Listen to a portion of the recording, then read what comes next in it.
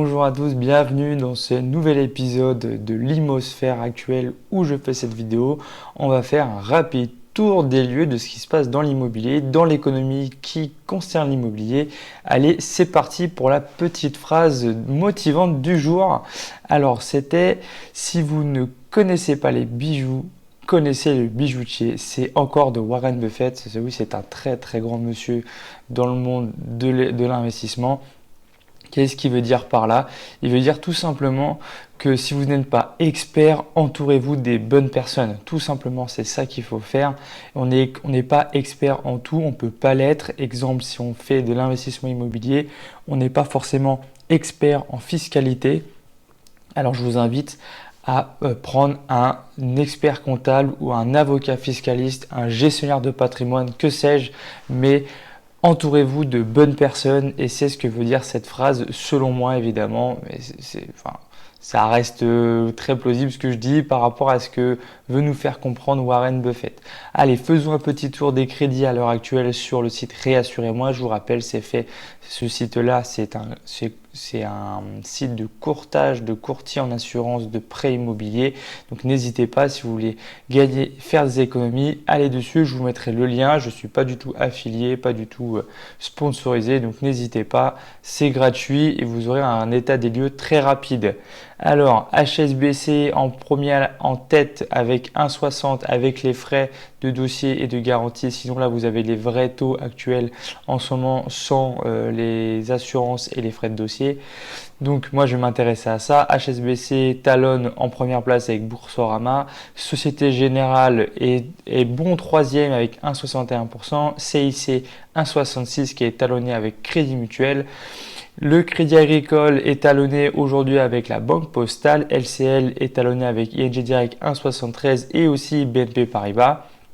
Caisse d'épargne 1,74, Banque Populaire encore très mauvais 1,76, Crédit du Nord encore pire 1,91 et toujours AXA Bank bon dernier à 2,03%. Voilà, faisons maintenant un rapide tour des lieux de l'économie qui est très importante parce que dans l'immobilier on achète avec de l'argent, donc voyons les économies avec lesquelles on peut acheter en immobilier. Donc l'Ethereum, il est à ce jour à 3,2254 €. Il a perdu 1,14% en 24 heures. Ça, c'était prévu, d'accord. Quand on voit la courbe, ce flop ici était pas prévu, mais très plausible, probable, si on ne peut pas vraiment savoir tout ce qui se passe dans le futur.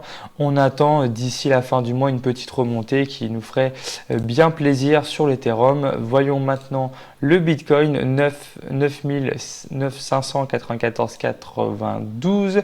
Pareil, ce petit flop ici, c'était attendu, en tout cas très probable. Donc pour l'instant, on est dans les clous de ce que les experts en crypto-monnaie nous préconisent. Comme je vous le disais avant, je ne suis pas expert, je m'entoure d'experts.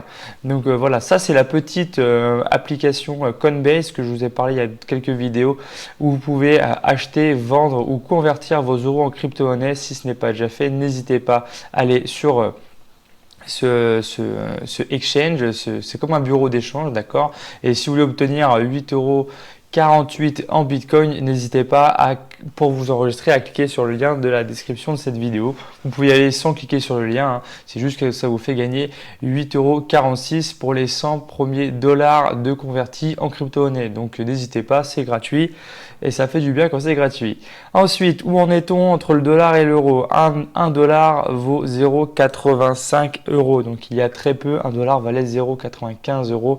Donc pour vous dire à quel point le dollar a perdu énormément en pouvoir d'achat. Donc on est vraiment en crise. Donc n'hésitez pas. Ça, c'est un indicateur fort pardon, pour comprendre que il ne faut pas tout laisser son argent en banque et trouver d'autres moyens comme par exemple la crypto-monnaie. Pourquoi la crypto-monnaie? Parce qu'on peut acheter de l'immobilier avec la crypto-monnaie. Je vous ai déjà en parlé avec Realty, d'accord?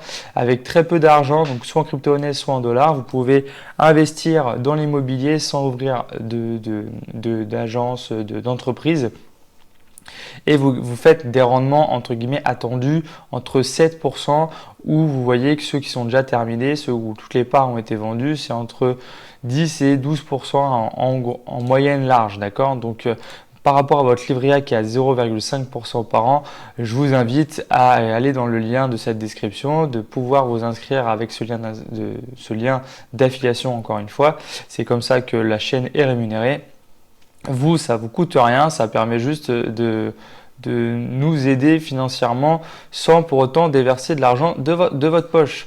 Donc n'hésitez pas à aller sur le lien d'affiliation. Et voilà, vous pouvez absolument, avec 57,96 € sur celui-là, une part, faire un rendement de 7% par rapport à un livret A. Vous êtes à 0,5%. Voilà le petit article à la fin de cette vidéo cette fois. On essaye de changer un petit peu le programme. Donc je voulais vous partager, c'est pas pour les propriétaires, mais là cette fois c'est pour les locataires. C'est un article de Logic-Immo, le blog, qui nous dit quels frais prévoir quand on cherche sa première location.